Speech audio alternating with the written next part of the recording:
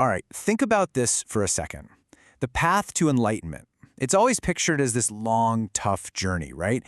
But what if I told you there might be a shortcut? Today, we're going to dig into this really profound teaching that suggests you can reach the ultimate goal by mastering just one single practice. Yeah, I know. It sounds a little wild, right? A shortcut to nirvana. It kind of goes against everything we hear about spiritual discipline. You know, the idea that you've got to perfect a whole bunch of different things to get anywhere. So let's see what the source material actually says about this.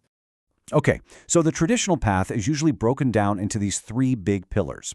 First, you stop doing harmful stuff, refraining from all evil. Second, you actively do good things, cultivating wholesomeness. And third, you clean up your own mind. Makes sense, right? Seems like you'd need to work on all three to get the job done. But this is where things get really interesting. This text just throws a complete curveball. It asks, hey, do you really have to master all three of these? Or is there a smarter way to do it? Is one of these the key that unlocks the other two? And the answer, according to this teaching, is, well, it's almost shockingly simple. It all boils down to just one. That's it, just one. And boom, there it is, the core idea, right on the screen. Doing just one is enough to attain nirvana. That is a massive claim. So, of course, the big questions are, which one is it, and how on earth could that possibly work? So which one is it? Which of the three is the so-called shortcut? Well, the teaching zeroes in on the very first one, refraining from all evil. Or, to put it another way, dealing with all those unwholesome states that pop up in our minds. This isn't just step one. This is the master key to the whole puzzle. Okay, so when we're talking about evil or unwholesome states, where does this stuff actually show up? Well, it plays out in three arenas. Our body, through our physical actions. Our speech, what we say, and of course, our mind, what we think. But here's the kicker. These three are not equal players. One of them is the boss. It's the control center for the other two. And you guessed it. That control center, the place where it all begins, is the mind.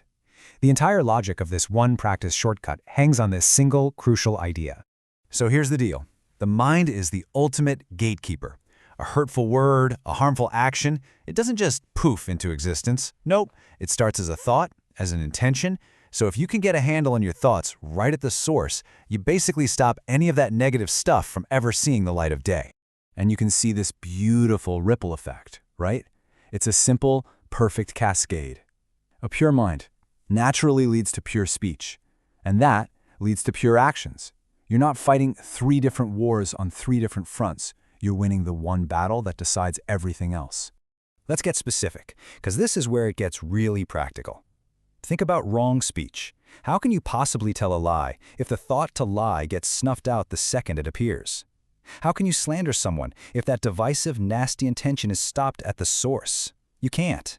The words literally never get a chance to form. And it's the exact same deal for physical actions. The urge to harm someone, the thought of taking something that's not yours, all of that has to start in the mind. If you never let that mental seed even sprout, the action itself becomes impossible.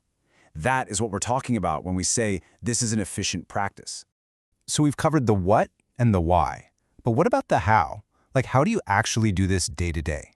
The source material gives us this incredibly powerful and frankly kind of scary analogy to explain just how urgent this practice is.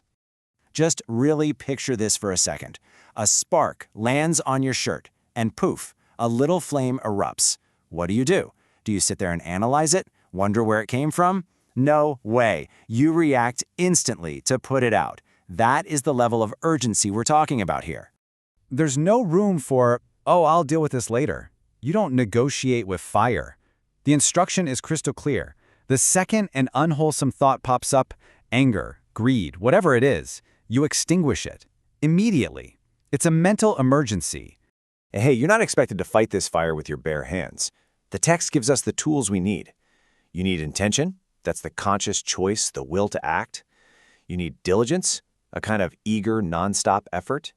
You need perseverance, that I'm not backing down attitude. And most importantly, you need intense mindfulness, just to even notice the spark in the first place. Okay, so this brings us to the grand finale of this teaching. If someone actually practices like this, with that kind of intensity, what's the end result? This is where the source reveals its final, absolutely stunning promise. by constantly putting out these little mental fires, the mind gets totally transformed. It reaches the state of purity that's, well, it's hard to even describe. The source puts it like this. It becomes so pure that you couldn't find a single speck of impurity, not even one as tiny as the tip of a hair from a grain of sand. We're talking about a state of absolute, pristine clarity. So, the source says that when the Buddha himself, with his incredible perception, saw a mind that had reached this level of purity, he would make a very specific and very certain prediction about that person. And this is that prophecy. This person will attain nirvana in this very lifetime. Wow, just let that sink in. Not in some future existence, not after centuries of more practice, but right here, right now, in this life. The ultimate goal becomes a certainty, and that is the incredible payoff for mastering this one single practice. So as you can see, this isn't just some abstract piece of philosophy from thousands of years ago. It's a direct, practical instruction, even if it's a really challenging one. It's asking us to look at every single negative thought with the same urgency as a fire, starting on our own sleeve. And that kind of leaves us all with a very personal question, doesn't it? What small mental spark will you be on the lookout for today?